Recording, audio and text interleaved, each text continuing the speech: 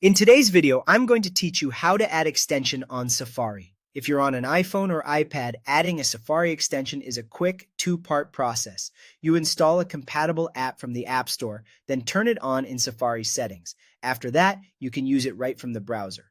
I'll walk you through each part and share a few tips so everything runs smoothly. First, install a Safari extension from the App Store. Open the App Store and search for the extension you want. Popular options include AdGuard for ad blocking, Grammarly for writing help, 1Password for password management, and Honey for coupon codes. Tap Get or Install, wait for the download to finish, and then open the app once after it installs.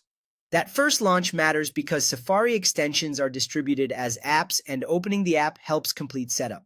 Some extensions may show a brief onboarding or ask you to sign in. You can do that now or later if the app allows it.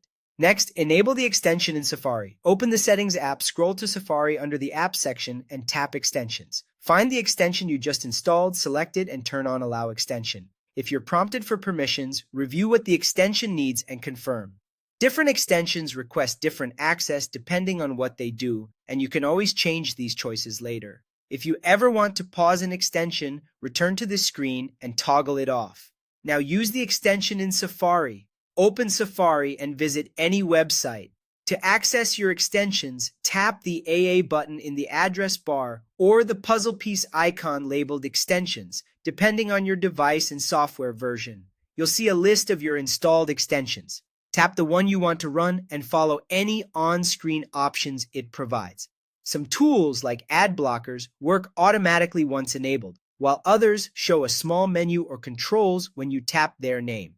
If you don't see the extension, double-check that it's enabled in Settings, make sure the app supports Safari on iPhone or iPad, and try closing and reopening Safari. You can manage or remove extensions anytime by returning to Settings, Safari, Extensions, or by deleting the associated app to uninstall it completely. That's it. Install the app, enable it in Safari, and use it directly from the browser. With those steps, your iPhone or iPad gets new superpowers tailored to how you browse.